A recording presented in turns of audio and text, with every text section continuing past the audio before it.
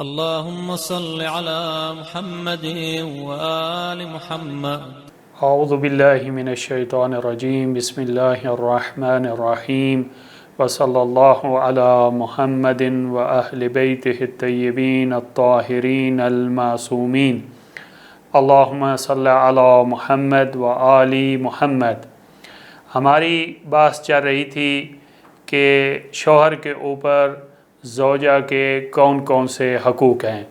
سب سے پہلا حق ہم نے بیان کیا تھا کہ مناسب نان و نفقہ مہیا کرنا یہ شوہر کے اوپر ضروری ہے اور زوجہ کا حق ہے. اور گزشتہ درس میں ہم نے بیان کیا تھا کہ مناسب نان و نفقہ سے کیا مراد ہے اور کس زوجہ کا نان و نفقہ دینا ضروری ہے. وہ ہم بیان کر چکے ہیں کہ جو زوجہ فرما بردار ہو. آج جو ہمارا پہلا سوال ہے، کیا شریعت مقدسہ نے واجب نان و نفقہ کی مقدار معین کی ہے؟ کیا شریعت میں کمیت کے اعتبار سے، کیفیت کے اعتبار سے واجب نان و نفقہ کی مقدار معین کی گئی ہے؟ کوالٹی کے اعتبار سے، کوانٹیٹی کے اعتبار سے کیا واجب نان و نفقہ کی کوئی شریعت میں مقدار معین ہے؟ تو اس کا جواب یہ ہے کہ نان و نفقہ کی شریعت میں کوئی خاص مقدار معین نہیں ہے، بلکہ شریعت مقدسہ میں اس مسئلے کو عرف کے اوپر جو ہے وہ ڈالا گیا ہے. عرف جیسے معین کرے اس کے مطابق جو ہے وہ زوجہ کا مناسب نان و نفقہ جو ہے وہ دینا واجب ہوگا. لیکن اس میں متعدد عناصر جو ہے وہ میٹر کرتے ہیں. سب سے پہلے تو یہ چیز دیکھی جائے گی کہ معاشرے میں سٹیٹس کیا ہے، یعنی زوجہ کا معاشرے میں سٹیٹس کیا ہے. اس چیز کو دیکھا جائے گا کہ زوجہ کا معاشرے میں سٹیٹس کیا ہے اور اس اعتبار سے جو ہے وہ نان و نفقہ دینا ہوگا. اور اسی طرح جو ہے وہ لوکیشن کون سی ہے، کہاں رہ رہے ہیں، کیا دیہات میں رہ رہے ہیں، یا اسی طرح اور جو ہے جیسا کہ میں نے آپ کے سامنے ذکر کیا کہ متعدد عناصر اس میں میٹر کرتے ہیں. تو سب سے پہلے یہ ہے کہ معاشرے میں سٹیٹس دیکھا جائے گا. لیکن سوال یہ ہے کہ کس کا سٹیٹس؟ کیا ہم نے موجودہ جو زوجہ ہے اس کو اس کے والد کی طرف نسبت دے کر دیکھنا ہے سٹیٹس، یا شوہر کی طرف نسبت دے کر سٹیٹس کو دیکھنا ہے؟ کیا ہم نے یہ دیکھنا ہے کہ یہ امیر باپ کی بیٹی ہے اور ان کے والد کے ہاں جب زندگی گزار رہی تھی تو وہاں پر کوٹھی تھی، وہاں پہ گاڑی تھی، وہاں پہ خادم تھے، تو لہٰذا ہم شوہر کو کہیں کہ آپ اس سٹیٹس کو دیکھتے ہوئے اپنی زوجہ کو نان و نفقہ مہیا کریں؟ تو کیا ہم نے والد کی طرف نسبت دے کر نان و نفقہ کو معین کرنا ہے، یا ہم نے شوہر کی طرف نسبت دے کر یہ دیکھنا ہے کہ ایسے شوہر کی زوجہ کا کیا سٹیٹس ہے اور اس کے مطابق جو ہے ہم نے نان و نفقہ دینا ہے؟ تو اس کا جواب یہ ہے کہ ہم نے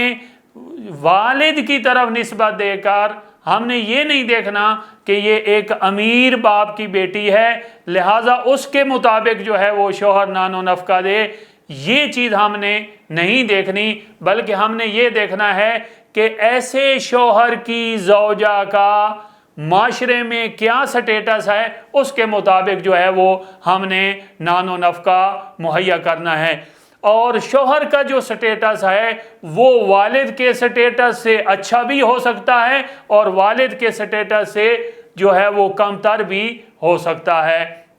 لہٰذا ہم نے یہ چیز دیکھنی ہے، ہم نے یہ نہیں دیکھنا کہ امیر باپ کی بیٹی ہے لہٰذا پہلے جو ہے وہ کوٹھی میں رہتی تھی، پہلے خادم ہوتے تھے، گاڑیاں ہوتی تھیں، لہٰذا ابھی شوہر بھی جو ہے وہ گاڑی مہیا کرے، خادم مہیا کرے اور ان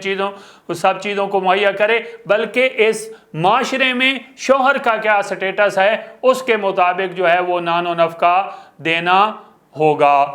اس کے بعد جو ہے یہاں سے یہ سوال بھی حل ہو گیا کہ بعض دفعہ جو ہے وہ زوجہ کا جو والد ہے وہ شوہر کو مجبور کرتا ہے کہ میرے ہاں جب میری بیٹی رہتی تھی تو ہمارا یہ سٹیٹس تھا، ہماری کوٹھی تھی، ہماری گاڑیاں تھیں، ہمارے خادم تھے، تو لہٰذا آپ میری بیٹی کو اسی سٹیٹس کے مطابق جو ہے وہ آپ نان و نفقہ دیں۔ تو اس کا جواب یہ ہے کہ کیا والد اس قسم کے حق کے مطالبہ رکھتا ہے یا حق کے مطالبہ نہیں رکھتا؟ تو اس کا جواب یہ ہے کہ والد اس قسم کا حق کے مطالبہ نہیں رکھتا، کیونکہ اس کی وجہ ہم بیان کر چکے ہیں کہ جو سٹیٹس ہے معاشرے میں وہ ہم نے یہ نہیں دیکھنا والد کی طرف نسبت دیتے ہوئے کہ امیر باپ کی بیٹی ہے، بلکہ ہم نے شوہر کی طرف نسبت دے کر دیکھنا ہے کہ ایسے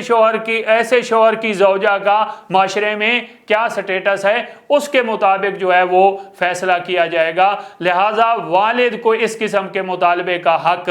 نہیں ہے۔ اور جیسا کہ میں نے آپ کے سامنے بیان کیا کہ ایک تو چیز جو ہے ہم دیکھیں گے کہ سٹیٹس کیا ہے،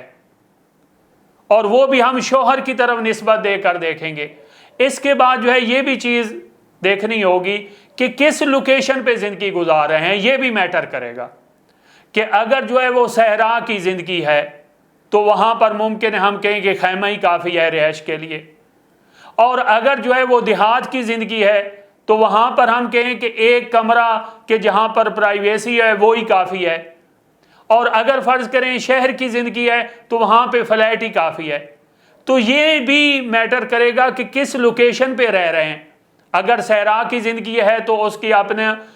کے مطابق رہائش ہوگی، اگر دیہات کی زندگی ہے تو اس کے مطابق رہائش ہوگی، اور اگر شہری زندگی ہے تو اس کے مطابق رہائش ہوگی۔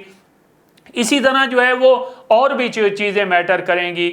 کہ جو ہے وہ ملک کے اقتصادی حالات کیسے چل رہے ہیں۔ اگر فرض کریں کورونا کے حالات ہیں یا اور ملک کے اقتصادی حالات خراب ہیں تو ہم اس کے مطابق فیصلہ کریں گے کہ شوہر کے اوپر کس قسم کا مناسب نان و نفقہ دینا واجب ہے، اور معاشرے میں اور بھی متعدد چیزیں جو ہے وہ دیکھ کر ہم فیصلہ کریں گے کہ شوہر کے اوپر کس قسم کا نان و نفقہ دینا ضروری ہے۔ تو خلاصہ یہ ہوا کہ یہ بات ٹھیک ہے کہ شریعت میں جو ہے وہ کوئی خاص مقدار معین نہیں ہے نان و نفقہ کی، ہم جو ہے وہ معاشرے میں سٹیٹس دیکھیں گے، لوکیشن دیکھیں گے، ملکی اقتصادی حالات دیکھیں گے، شوہر کے اقتصادی حالات دیکھیں گے، اس کے بعد جو ہے یہ متعدد عناصر مل کر ہم حکم لگائیں گے کہ شوہر کے اوپر کس قسم کا نان و نفقہ دینا ضروری ہے۔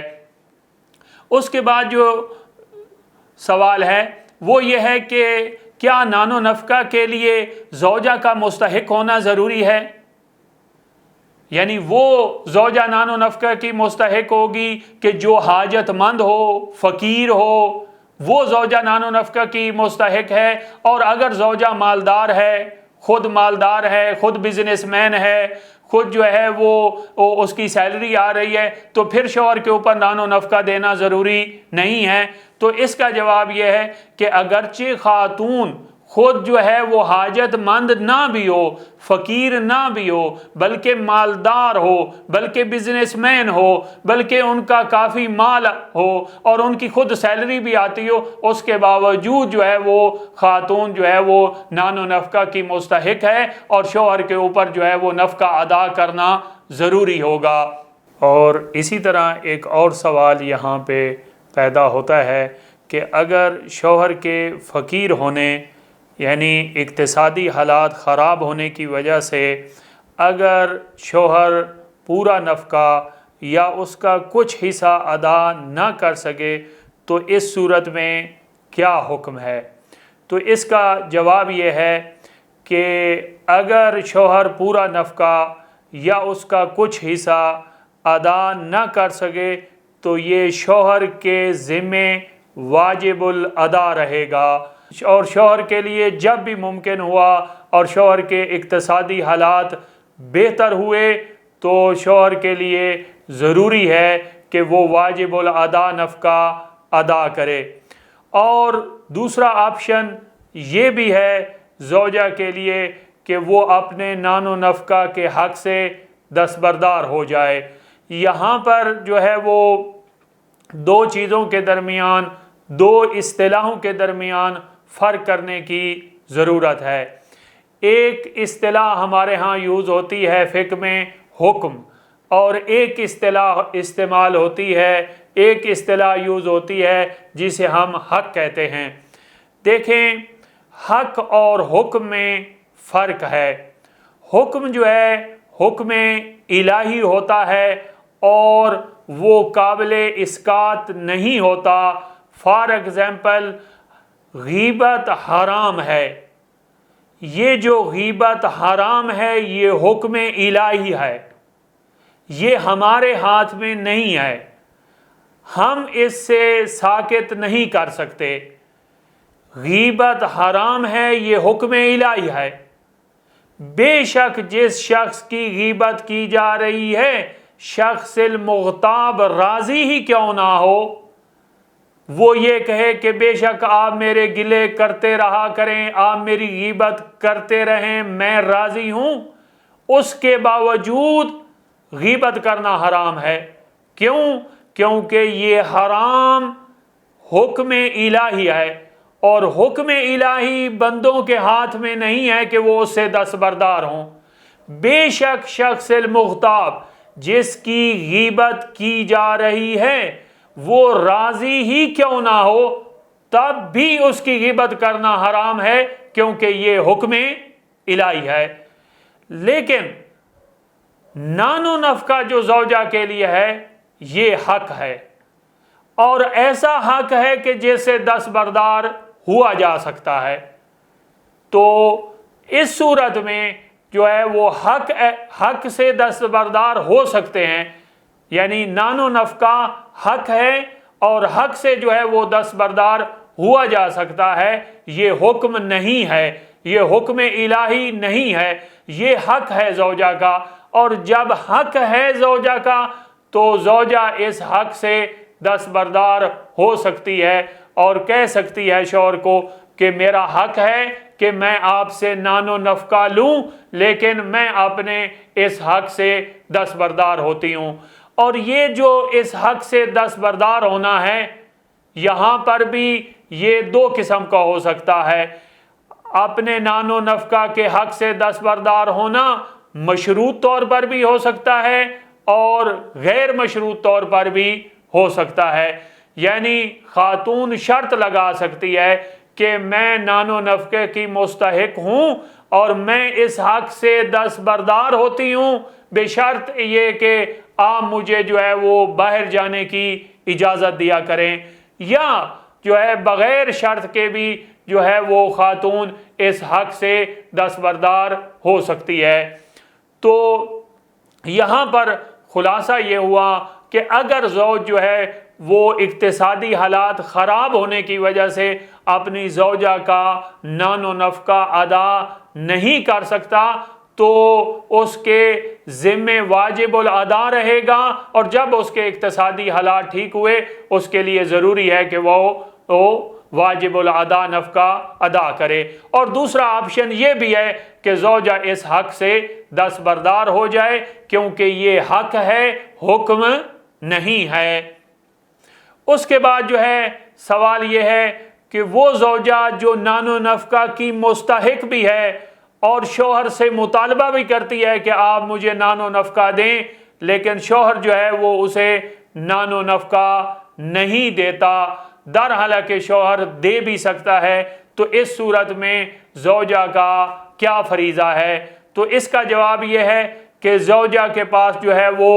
متعدد آپشن ہیں۔ پہلا آپشن یہ ہے کہ زوجہ کے لیے جائز ہے کہ وہ شوہر کے مال سے بغیر اجازت اپنا حق یعنی اپنا نان و نفقہ شوہر کے مال سے شوہر کی اجازت کے بغیر اٹھا لے۔ دوسری صورت یہ ہے کہ زوجہ کے لیے یہ بھی جائز ہے کہ وہ حاکم شرعی کی طرف رجوع کرے، اور حاکم شرعی ایسے شوہر کہ جو نان و نفقہ زوجہ کو نہیں دے رہا، حاکم شرعی یعنی جامع شرائط المجتہد وہ ان کو مجبور کرے گا کہ آپ اپنی زوجہ کا نان و نفقہ ادا کریں۔ اور اگر جو ہے وہ تیسری صورت یہ بنتی ہے کہ اگر جو ہے وہ زوجہ اپنے شوہر کے مال سے بھی نہیں اٹھا سکتی اور حاکم شرعی کی طرف بھی رجوع کرنا ممکن نہیں ہے، تو اس صورت میں خاتون اپنے معاش کے لیے، اپنے کمانے کے لیے مجبوراً اسے اگر باہر جانا پڑتا ہے، اسے جاب کرنی پڑتی ہے، تو وہ باہر جا سکتی ہے۔ اس صورت میں جو ہے وہ شوہر سے اجازت لینے کی ضرورت نہیں ہے، شوہر کی پرمیشن کے بغیر بھی وہ اپنے معاش کے لیے اور اپنے نان و نفقہ کے لیے باہر جا سکتی ہے۔ اس کے بعد جو ہے وہ آخری سوال آج کا یہ ہے کہ اگر شوہر زوجہ کو غصبی گھر میں رہنے پر مجبور کرے تو اس صورت میں زوجہ کا کیا وظیفہ ہے اور اس کی نماز کا کیا حکم ہے وہاں پر جو وہ نماز پڑھے گی؟ تو اس کا جواب یہ ہے کہ اگر شوہر قبضہ مافیا ہے اور زوجہ کو ایسا گھر مہیا کرتا ہے کہ جو غصبی شدہ ہے، جس میں جو ہے وہ کسی اور کی ملکیت ہے، وہاں پہ قبضہ کر رکھا ہے اس نے، تو اس صورت میں زوجہ پر ایسے گھر میں رہنا ضروری نہیں ہے، بلکہ زوجہ کے اوپر ضروری ہے کہ وہ ایسے گھر سے باہر نکل جائے اور جو ہے ایسے صورت میں شوہر کی اطاعت نہیں ہے، کیونکہ یہ اللہ تعالیٰ کی معصیت ہے، کیونکہ کسی اور کی جگہ ہے اور کسی اور کی جگہ میں تصرف کرنا حرام ہے، کسی اور کی ملکیت میں تصرف کرنا حرام ہے۔ لہٰذا خاتون کو چاہیے، زوجہ کو چاہیے کہ فوراً اس گھر سے باہر نکل جائے اور اس گھر کے اندر اس کے لیے تصرف کرنا جائز نہیں ہوگا۔ اور اگر جو ہے شوہر قہراً اس کو محبوس کر کے وہاں پہ رکھ دیتا ہے اور اس کو زبردستی مجبوراً وہاں پہ رکھتا ہے، تو اس صورت میں جو ہے وہ بس واجب مقدار تک یہ خاتون وہاں پہ تصرف کر سکتی ہے، اور اگر یوں قہراً محبوس کر کے رکھتا ہے تو اس صورت میں جو ہے وہ اگر نماز پڑھے گی تو اس کی نماز صحیح ہوگی۔ لیکن اگر کوئی مجبوری نہیں ہے اور اختیار ہے کہ وہ اس جگہ سے باہر نکل سکتی ہے، لیکن اس کے باوجود وہاں پر رہتی ہے اور نماز پڑھتی ہے، تو احتیاط واجب کی بنا پہ اس کی نماز بھی باطل ہوگی، کیونکہ یہ غصبی جگہ پہ نماز پڑھی جا رہی ہے۔ تو آج کے درس میں ہم نے بیان کیا کہ نان و نفقہ سے کیا مراد ہے اور جو ہے وہ نان و نفقہ کس کے سٹیٹس کے مطابق دینا چاہیے، اور باقی بھی نان و نفقہ کے ریلیٹڈ جو مسائل تھے وہ ہم نے ذکر کیے۔ والحمدللہ رب العالمین۔ اللہم صلی علی محمد و آل محمد۔